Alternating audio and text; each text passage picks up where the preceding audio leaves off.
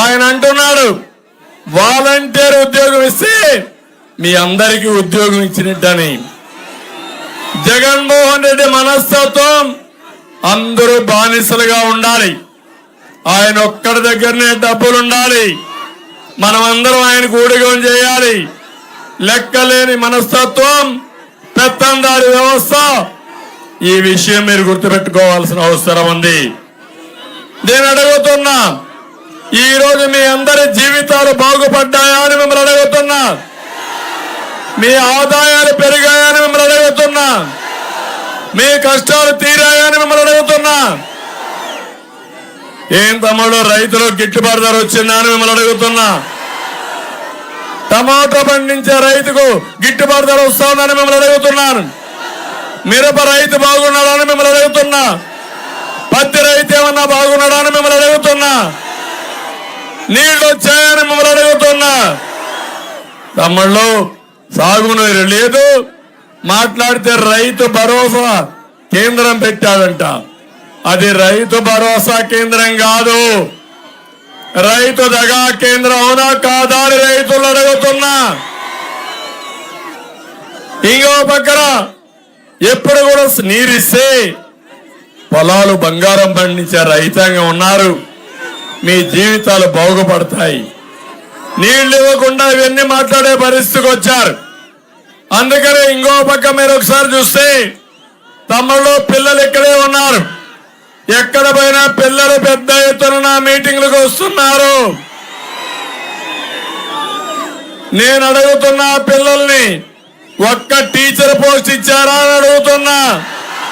ఏం పిల్లలు కొత్త టీచర్లు ఎవరైనా వచ్చారా మీకు? ఇంకో పక్క మీ స్కూల్ 4 కిలోమీటర్ల అవతలకి వెళ్ళిందా లేదా? ఈ జగన్ రెడ్డి ఆలోచించేది స్కూలుకి రంగులు కొడితే నాణ్యత పెరిగిపోతుందని ఆలోచించే దుర్మార్గుడు ఈ జగన్మోహన్ రెడ్డి.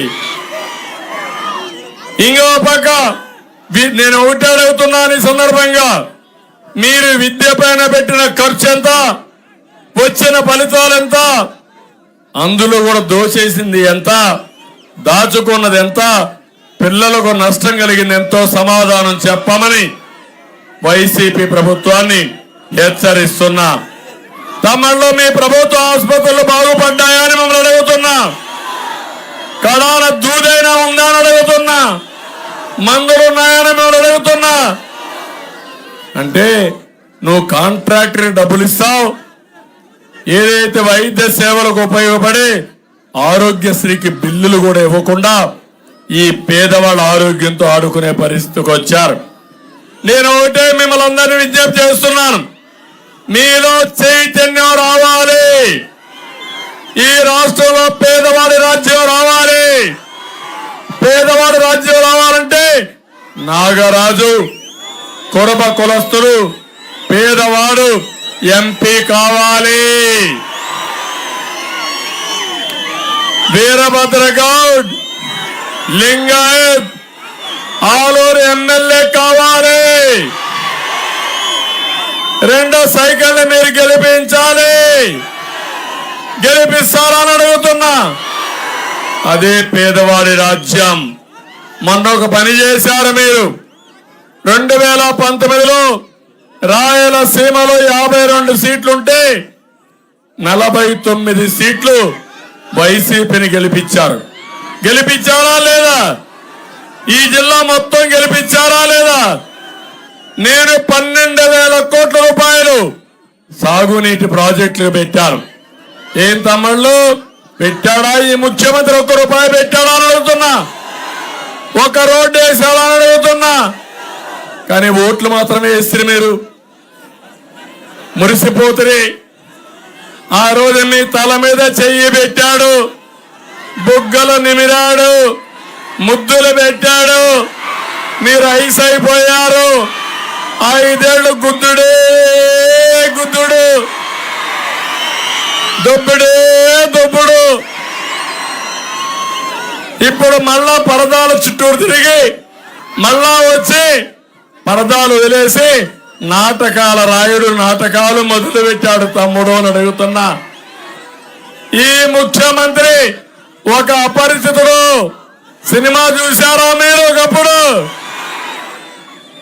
అంటే పేదవాడిని తల మీద చేయబెడతాడు, ఒక 10 సార్లు వాష్ చేసుకుంటాడు చెయ్యంతా కూడా. చేసే పనికి చెప్పే మాటలకి పొంతనుండి ఉందా అని అడుగుతున్నా మిమ్మల్ని. నేను అడుగుతున్నా, ఈ రాష్ట్రంలో అత్యంత ధనికుడు ఎవరు తమ్ముళ్ళు అని మిమ్మల్ని అడుగుతున్నా. జగన్మోహన్ రెడ్డి అవునా కాదా? అందరికంటే ఎక్కువ ఆస్తుండాడు అవునా కాదా? అలాంటి వాడు వచ్చి నేను పేదవాళ్ళ కోసం పాటుపడుతున్నా, దోపిడీ చేసి దాచుకొని విదేశ బ్యాంకుల్లో పెట్టుకొని ఇంకా సిగ్గు ఎగ్గు లేకుండా ఇవన్నీ మాట్లాడే పరిస్థితికి వచ్చాడు. అందుకనే మీరు చూస్తే మళ్ళీ ఈ సాగునీటి ప్రాజెక్టులు పూర్తి కావాలంటే ఎవరు రావాలి? ఆలూరులో కరువు పోవాలంటే ఎవరు రావాలి? మీకు ఏ పని చేయకూడదు.